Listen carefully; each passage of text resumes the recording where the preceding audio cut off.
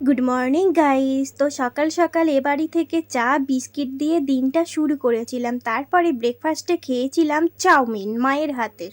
দেন as usual বাড়িতে chicken হচ্ছিল, তো আমি গেলেই মা এই চিকেনের রেসিপিটা করে, দারুণ লাগে খেতে। তারপরে জমিয়ে লাঞ্চ করার পর বাবা দিয়েছিল এই পাকা পাকা আমগুলো খেতে। সত্যি কথা বলতে আমগুলো প্রচণ্ড টেস্টি ছিল, গাছ পাকা আম, কোনো কিছু কার্বাইড দিয়ে পাকানো নয়, সেই জন্য আরও ভালো লেগেছিল। দেন আমি একটু শুয়ে শুয়ে ল্যাদ খাচ্ছিলাম। দুপুরে খাওয়া দাওয়ার পরে এই ভাত ঘুমটা আমরা বাঙালিরা সবাই প্রায় দিয়েই থাকি।